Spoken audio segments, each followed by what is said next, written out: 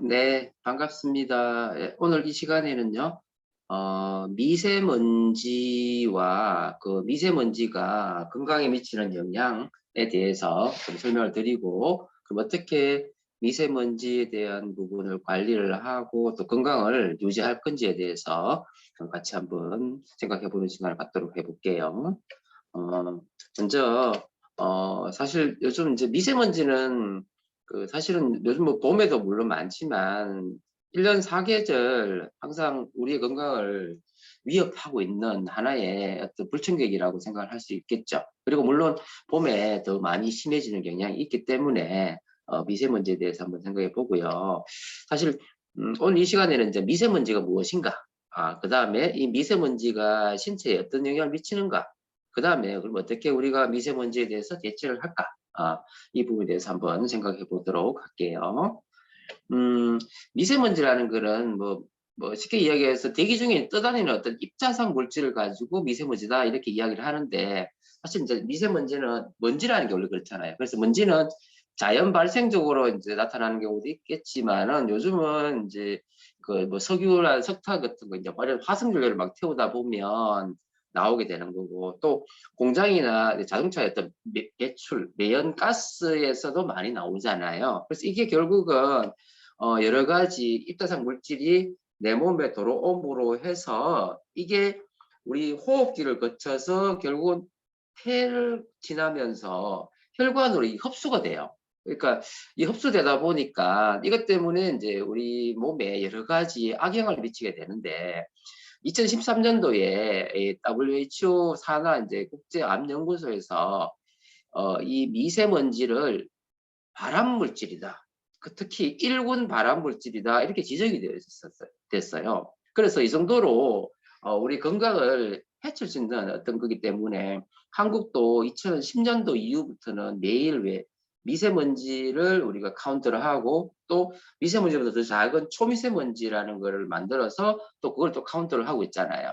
그래서 이 미세먼지와 초미세먼지가 우리 몸에 들어왔을 때 어떤 영향을 미치는가 하는 그런 부분에 대해서 설명을 드리는데, 그럼 먼저 미세먼지와 초미세먼지를 이제 분류를 하는 데 있어서 보면, 사실은 여기 보면 이제 마이크로미터라는 게 있잖아요. 그래서 마이크로미터라는 건 아주 작은 단위의 어떤 길이기 때문에 사실 우리 눈에 보이지 않아요.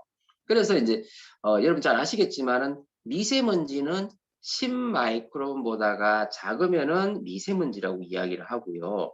그 다음에 이제 초미세먼지라는 거는 그보다 더 작은 2.5 마이크로미터 이하면은 그걸 가지고 초미세먼지 이렇게 이야기를 하잖아요. 근데 우리 눈으로 보이는 이 머리카락이 대략 한 80에서 180 마이크로미터가 되고요.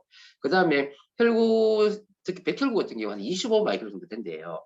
그러니까 결국은 그 뭡니까? 미세먼지나 초미세먼지는 이거보다 더 작은 거고요. 그 다음에 지금 요즘 이제 문제를 일으키고 있는 코로나 같은 이런 바이러스가 대체적으로 좀 작은 놈이 0.1 마이크로미터 정도 되는 거예요. 그래서 결국은 조금 더 나눠보시면 아까 이야기했지만, 그렇죠? 초미세먼지는 2.5 마이크로미터, 그 다음에 미세먼지는 10 마이크로미터, 이렇게 우리가 알고 계시면 되겠습니다. 자, 그런데 미세먼지는 어떻게 발생하느냐? 뭐 잘 아시다시피 자연 발생적으로는 여기 뭐 꽃가루라든지 아니면은 화산 뭐 이런 걸 나타날 수 있지만, 요즘은 대체적으로 좀 더 인위적으로 나타나는 거잖아요. 공장, 아니면 자동차의 배기가스, 아니면은 여기 보면 소라든지 이제 이런 가축을 키우는 데에서 나오는 분뇨, 그래서 이런 것 때문에 결국은 이게 하나의 오염 물질로서 이렇게 나타나게 되는데, 음, 근데 이제 이 미세먼지가요, 사실 우리 몸에 머리에서부터 발끝까지 모든 부분에 대해서 미쳐요. 이게 왜 그러냐면요, 아까도 말씀드린 미세먼지라는 게 10마이크론이고요. 초미세먼지는 더 작은 2.5인데, 사실 1차적으로 우리가 이제 피부를 통해서 들어올 수 있겠지만, 피부는 그래도 세포막이라는 어떤 방어막이 잘 발달되어 있어요. 그래서 어떻게 되냐면, 우리가 호흡을 하다 보면 코를 통해 들어오게 되고, 그 다음 기관지를 지나고, 그 다음에 결국은 어디로 가요? 폐포까지 가게 되는 거죠. 근데 지금 금방 얘기한 10마이크론 미세먼지보다 더 작은 놈은요, 이 과정 속에서 코에 보면 코털도 있고, 그 다음에 점막이 있잖아요. 이런 거에서 쉽게 안 쉽게 나가는 거예요. 이렇게 돌아와 버리면은요. 그대로 폐포까지 내려가 버리면 특히 초미세먼지인 2.5 마이크론 작은 놈은요. 폐포까지 그대로 내려가기 때문에 그죠? 막아내지를 못하는 거죠. 그러면 결국 이게 폐까지 가가지고 폐에 여러 가지 문제를 일으키게 되고 또 이게 혈관을 타고 그러니까 폐에서 이게 흡수돼 버리잖아요. 그러면 이 결국은요. 혈관을 타고 우리 몸을 다 돌아다니기 때문에 그래서 결국은 이게 뭐예요? 하나의 어떤 나쁜 영향을 미치는 어떤 물질로서 작용을 하게 되면서 그죠? 머리에서부터 발끝까지 모든 부분에 문제를 일으키는데 보시면은요. 맨 위에 이게 결국은 혈관을 타고 뇌까지 가게 되면 이게 혈전이 만들어지는 거예요. 그러면은 뇌혈관을 막아가지고 허혈성 뇌졸중, 쉽게 말해서 뇌경색이. 그 다음에 자율신경계 이상을 초래하기 때문에 혈압이 확 높아지게 되면 어떻게 뇌출혈이 나타나죠. 그러니까 뇌경색, 뇌출혈인 중풍이잖아요. 중풍의 원인이 되는 게 바로 미세먼지고 초미세먼지라는 거죠. 그 다음에 눈 같으면은 눈에는 점막층이 있지만은 이쪽이 자극이 되다 보면은요 어떤 결막염이라든지 어떤 안구에 또 문제를 일으킬 수 있는 것이 또 미세먼지고요. 그 다음에 코 점막도 마찬가지죠. 그러면 이게 알러지성 비염이라든지 이런 증상을 나타낼 수 있겠죠. 그 다음에 이게 폐를 통해 돌아와가지고 심장, 그 다음에 혈관을 이제 자극을 주다 보면 어떻게 되죠? 심장 자체도 문제를 일으키겠죠. 그래서 심장의 어떤 뭐 부정맥이라든지 허혈성 심질환이 어떤 겁니까? 협심증이라든지 심근경색 같은 거. 그 다음에 심장의 기능이 떨어지는 심부전이라든지. 그 다음에 혈관 자체가 결국은 안 좋아지면서 동맥경화 이런 걸 유발할 수 있는 거죠. 그리고 이제 사실 제일 흔한 거는 이 폐조직과 기관지 조직이라는 거죠. 그래서 기관지의 어떤 기관지 염증, 그다음 폐 자체 폐 염증, 폐렴이죠. 그죠? 그러면서 폐 기능이 확 떨어지게 되고, 그래서 특히 이제 이게 만성적으로 이제 이런 미세먼지가 많이 노출되다 보면은 만성 폐쇄성 폐질환, 그다음 만성 기관지염, 심지어는 이제 폐암까지도 나타날 수 있다는 거겠죠. 그다음에 물론 피부에도 자극이 되면은 아토피도 유발할 수 있겠죠. 그리고 태아, 그러니까 산모 같은 경우는요, 이게 또 너무 작기 때문에 태반을 타고 그대로 태아한테 넘어가요. 그럼 어떻게 될까요? 애가 안 커. 태아 성장에 문제가 일으키면서 저체중압, 그리고 조산이라든지 그 다음에 이제 임신성 중독증이라든지 여러 가지 그런 그죠 문제를 일으킬 수 있는 것이 바로 이 미세먼지면서 초미세먼지라는 거죠. 그래서 생각보다는 이게 심각한 문제를 일으키기 때문에 우리가 제대로 관리를 해줘야 된다는 겁니다. 자, 그런데 아까 얘기했듯이 미세먼지는 10 마이크론이고 초미세는 2.5잖아요. 결국은 미세먼지도 문제를 많이 일으키지만 초미세먼지는 더 작기 때문에 더 쉽게 침투를 하게 되고 결국은 이게 어떻게 되죠? 들어오면은요, 이제 우리 몸에 있는 방어 체계가 이 나쁜 놈을 어떻게든지 없애려고 염증 반응을 일으키는 거죠. 근데 문제는 뭐예요? 이 염증 반응을 일으키면은 이 미세먼지만 제거해주면 참 좋겠지만 그게 안 되고요. 어떻게?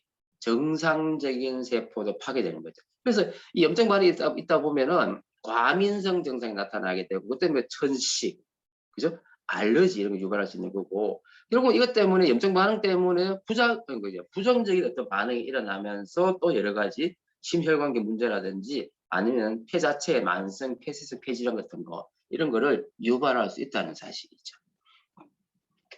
그래서 아까도 얘기했듯이 미세먼지가 들어오게 되면요. 기관지 기도를 통해 들어와서 기관지로 가서 그 다음 폐포까지 그대로 가버리거든요. 그러면은 어떻게 되죠? 여기서 면역세포가 막 출동을 하게 되고 그 다음 여기서 여러 가지 염증성 사이토카인 같은 게 분비되면서 그죠? 우리가 원치 않은 그런 여러 가지 증상을 유발하게 되는 겁니다. 그래서 보시면 미세먼지 PM1, 10마이크론인 미세먼지는 보면 만성 폐쇄성 폐질환이라든지 이제 입원율이 2.7%, 사망률 1.1% 증가한다고 되어 있는데요. 초미세먼지는 2.5는 더 심하잖아요. 그러니까 그죠? 폐암 발생률이 9%까지 증가한다. 그러니까 생각보다 심각한 어떤 호흡기에 문제를 일으킨다는 거겠죠. 그래서 결국은 기도의 어떤 염증을 유발해서 천식, 그죠? 이런 걸 유발하게 되고 장기간 노출되면 아까 얘기했듯이 폐 기능이 떨어지게 되면서 여러 가지 폐 자체의 문제를 일으킬 수 있다는 거겠죠. 그래서 이제 우리가 이 호흡기의 건강을 도움 주는 어떤 영양소에 대해서 우리가 생각해 본다면 결국은 뭐예요? 점막을 잘 만들어내서 잘 씻어내도록 해주고 그 다음에 면역 어떤 물질을 도움을 주고 그죠? 하다 보니까 어떤 게 좀 되겠어요? 그래서 비타민 중에서는 C, D, E 그다음 유산균, 그다음 염증을 줄여주는 오메가3, 그다음 면역 미네랄인 아연, 그래서 이런 것들이 사실 도움이 좀 될 수 있겠죠. 자, 그다음에 이제 이게 폐를 타고 돌아와서 혈관을 타고 이제 온몸을 돌아다니다 보면 이제 심혈관계에 문제를 일으키겠죠.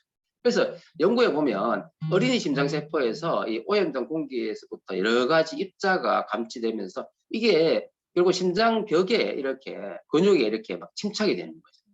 그리고 철이 풍부한 어떤 입자는요. 철은 어디로 가죠? 미토콘드리아 가잖아요. 그죠? 그러면 이 미토콘드리아의 변형을 유발하게 되면서 결국 뭐 어떻게 되죠? 빈혈을 유발할 수 있다는 거죠. 적혈구의 기능을 떨어뜨리는 거고. 그 다음에 또 심각하게 오염 지역에 있는 경우에는요. 심지어는 태반, 하여튼 여러 가지 입자들이 막 이렇게 막 박혀 있기 때문에 이것 때문에 뇌 쪽으로 가면은 뇌에는 중풍 24% 올라간다는 거고요. 그 다음에 심장 질환에서 25%, 그 다음에 폐 쪽에서는 43%에서 그래서 이런 뭡니까 미세먼지의 어떤 그 파티클들이 이렇게 발견되는 거예요. 그래서 생각보다는 특히 초미세먼지가 장기에 노출되게 되면 허혈성 심질환, 이렇게 대표적인 게 뭡니까? 결국은 심근경색이라든지 협심증 같은 거 이런 거를 만들어낼 확률이 상당히 높다는 거고요. 결국은 아시다시피 폐와 심장은 항상 같이 가거든요. 그죠? 같이 가다 보면 결국은 여러 가지 문제를 일으킬 수 있다는 거고요. 그리고 특히 이제 이 미세먼지에 특히 예민한 어떤 세 부류가 있어요.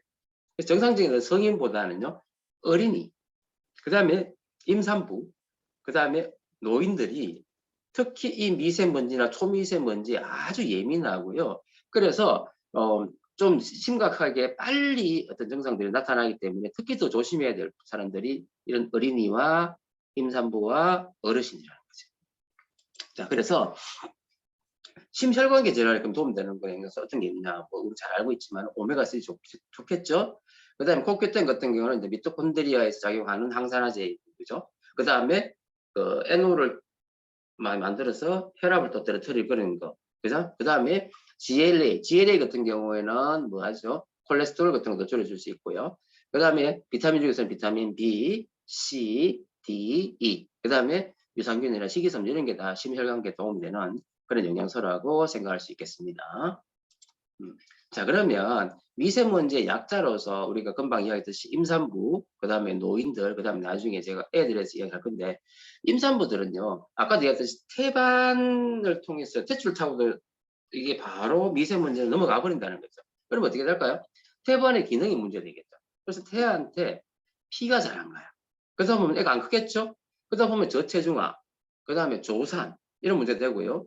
또 임신 그 후기에 혈압이 불안정화 되고요. 특히 초미세먼지 같은 경우는요. 임산부들한테 임신 중독증이라는 게 있잖아요. 그게 뭡니까? 임신 중에서 혈압이 높아지고 애가 그다음에 산모가 막 뭐도 붓고 그다음에 단백뇨가 빠지고 하는 이런 것들 있잖아요. 그게 이제 임신 중독증인데 마지막에는 심한 경우에는 격렬히 일으키는 아주 위험한 어떤 질환이거든요. 이런 거를 유발할 수 있다는 그런 보고가 많아요. 그래서 특히 임산부들은 초미세먼지나 미세먼지를 잘 막을 수 있도록 그렇게 해주는 게 중요할 것 같고요. 그 다음에 이제 노인들, 특히 이제 노인들도 마찬가지예요. 노인들은 이미 폐 기능이나 심장 기능이 떨어지는 사람들이잖아요. 근데 이런 초미세먼지나 이런 데 노출되게 되면요. 폐 기능이라든지 심장 기능이 급속도로 확 떨어져 버려요. 그래서 만성 폐쇄성 폐질환이 더 심해지면서 갑자기 돌아가시게 되는 경우도 많고요. 심장 쪽에도 심장마비라든지 이런 게 일어날 확률이 상당히 높기 때문에 그래서 어르신들 더 조심해야 되고요. 또 뇌졸중 같은 경우에도 미세먼지가 높은 날 특히 많이 발생한다는 그런 보고가 있습니다. 자, 그래서 이 미세먼지가 아까도 말씀드린 몸에 들어오면 이제 면역 반응이라면서 염증이 일어나는 거죠. 결국은 이 미세먼지가 하나의 어떤 산화 어떤 스트레스 역할을 하는 거고요. 그 다음에 이게 하나의 독성을 유발하기 때문에 유전자 독성을 유발하거든요. 그 다음에 염증을 유발하게 되고 그 다음 세포가 이렇게 죽게 되는 세포 사멸되는 이런 여러 가지 면역 반응을 매개하는, 그죠? 그걸 악화시키는 그런 인자가 된다는 사실이 중요하다는 거겠죠. 그래서 호흡기에서는 이제 미세먼지가 들어오다 보면 이 자체가 아까 활성산소가 돼요. 그래서 활성산소가 되다 보니까 여러 가지 염증 인자들이 막 나오게 되면서 염증이 갑자기 발생하는 거죠. 그러다 보면 어떻게 되죠? 아까 했듯이 이런 프리 라디칼, 활성산소종이잖아요. 프리 라디칼이 결국 뭐예요? 지질이라든지 미토콘드리아라든지 이런 거에 세포를 손상을 일으키잖아요. 그러면 세포가 파괴돼 버리죠. 세포 괴사가 일어난다는 거고. 그 다음에 세포 자체의 어떤 그 에파프토시스, 세포를 죽게 하는 자살하게 되는 거죠. 이런 거를 또 악화시키게 되고, 그 다음에 이상세포가 되기 때문에 세포를 없애려고 하는 그런 자가 포식의 어떤 반응들이 많이 나타나서 세포들이 빨리 파괴가 된다는 거죠.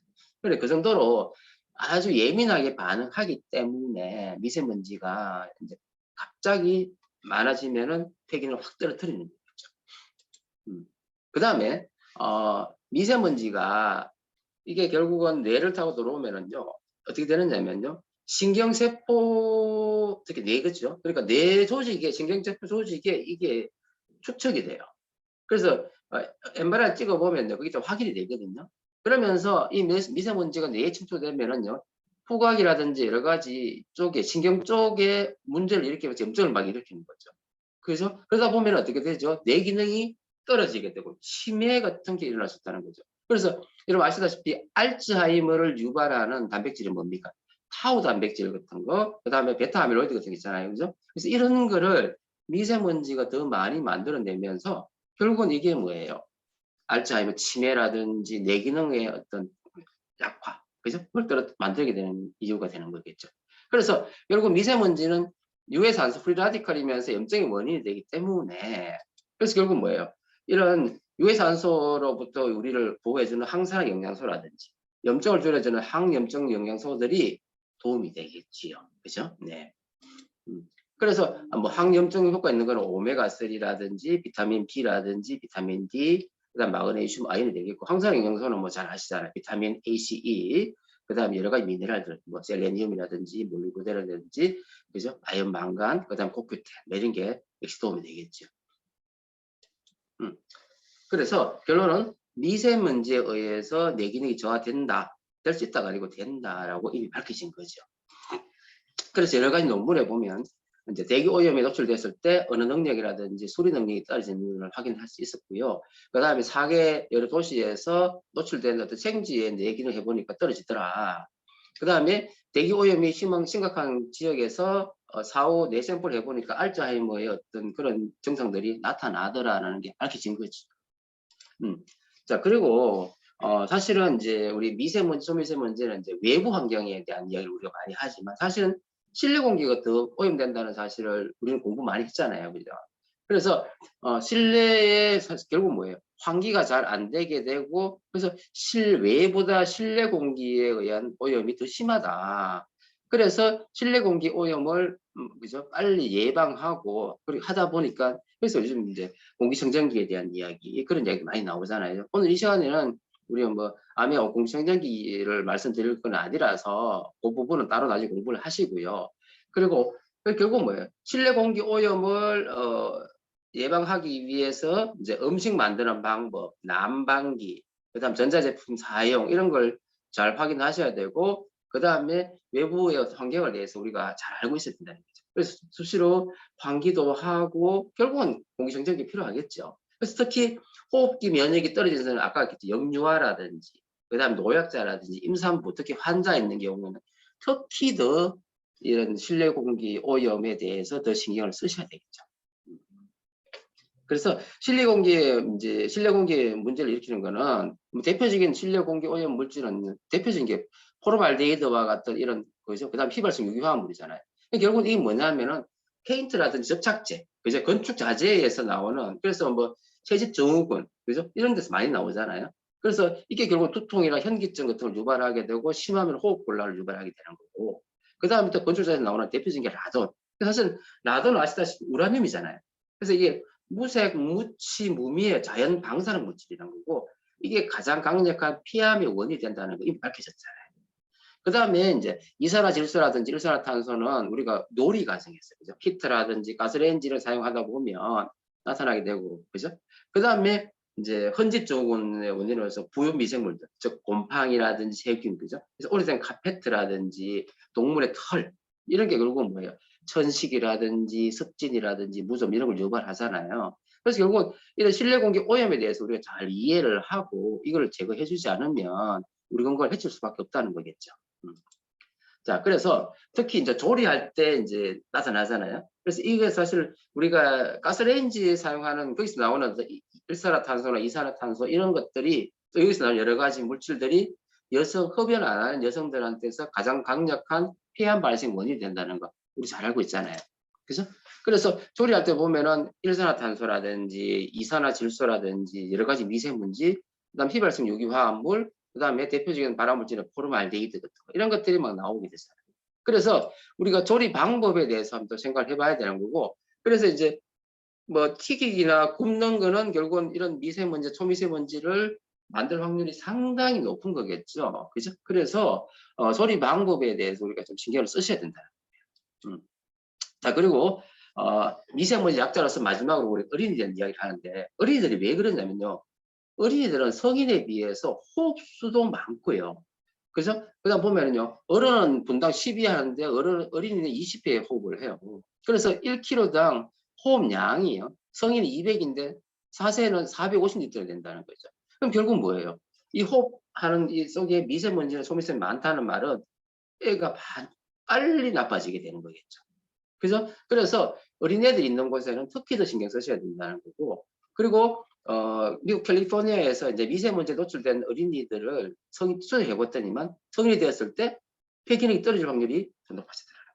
그럼 결국은 폐기능이 떨어지게 되면 심혈관 질환도 늘어나게 되는 거고, 또 그것 때문에 여러 가지 만성 질환, 특히 당뇨 같은 이런 질환들이 나타날 확률이 높아지는 거죠. 아시겠죠? 그래서 미세먼지 약자로서 이제 아까 산모 영유아에 대한 연구를 해보니까 결국 뭐예요? 미세먼지에 노출되는 산모에서 태어난 애들이 어떻게 해요? 신장도 작고 체중도 적다는 게 이제 밝혀진 거지요. 그 다음에 성장이 완료되지 않은 청소년들한테서 미세먼지에 노출되면은 두뇌 기능이 떨어진다는 거죠. 쉽게 말하면 IQ 떨어진다는 이야기 되겠죠. 그 다음에 영국에서 어떤 연구에 보면 결국은 이런 미세먼지의 염증을 떨어뜨리기 위해서 오메가3를 넣어줬더니만, 그죠? 전식이나 이런 것들이 좀 줄어들더라 하는 그런 연구 논문이 있다는 거겠죠. 그래서 결국은 뭐예요? 아까 약자, 특히 이제 신생아, 그 다음에 산모, 그 다음에 노인들은 특히 관리를 더 잘해야 되고, 물론 뭐 우리 같은 건강한 사람들도 결국 미세먼지에 노출되지 않도록 항상 신경 쓰셔야 된다는 이야기 되겠죠. 자, 그래서 이제 마지막으로 미세먼지의 관여되는 영양소에 대해서 설명드리고 오늘 강의를 마칠까 하는데요. 한번 생각해 볼게요. 자, 첫 번째, 염증을 줄여야 되겠죠. 염증 줄이는 거는 어떤 게 있습니까? 오메가3 대표적으로죠. 항염증. 그 다음 MSM은 황이잖아요. 이것도 염증 줄여주는 거 맞죠? 그 다음에 비타민 B군, 그 다음 비타민 D, 그 다음 마그네슘, 아연 같은 항산화 미네랄들이 염증을 줄여주는 거고요. 또 항산화 효과 있는 거. 그러니까 비타민 A, C, E, 아까 이야기했듯이 셀레니움, 몰리브덴, 코큐텐, 아연, 망간 이런 게 도움될 거고, 호흡기에 특히 도움되는 거는 비타민 C, D, E, 그 다음 유산균과 오메가3와 아연. 심혈관계는 오메가3, 그 다음 코큐텐, 그 다음 GLA 같은 거, 그 다음 비타민 B군, 그 다음 비타민 C, D, E, 식이섬유, 물론 관리 같은 것도 도움 되겠죠. 그 다음에 독소 배출은요, 우리 몸에서 독소를 배출해주는 거는 바로 장과 간이잖아요. 그래서 장에 도움되는 거는 식이섬유, 유산균일 거고, 간은 실리마린이라든지 비타민 B군이라든지, 그 다음에 뭐 물론 수분도 물론 중요하겠죠. 미네랄. 그 다음에 이제 점막 조직, 상피잖아요. 상피 조직에 특히 도움되는 거는 비타민 A와 비타민 B군, 그 다음 단백질, 그 다음에 유산균과 그 다음에 안토시아닌은 눈 점막에 도움되는 거 아시죠? 루테인도 마찬가지고. 그래서 이런 게 더 도움될 거고. 그리고 이제 뭐 우리가 공부를 많이 해서 아시겠지만은 근본적으로 미세나 초미세먼지, 특히 바이러스 어떤 작은 파티클까지 우리가 걸러낼 수 있는 가장 강력한 수단은 뭐죠? 우리 암에 있는 atmosphere sky가 되겠죠. 그죠? 그래서 그런 식으로 우리가 미세먼지에 대해서, 초미세먼지에 대해서는 우리가 조금 더 신경 써서 관리를 해야지만 이런 여러 가지 질환들을 우리가 미리 예방할 수 있다는 사실이 되겠습니다. 네, 오늘 강의는 여기서 마치는 걸로 하고요. 다음 시간에 또 뵙겠습니다. 감사합니다.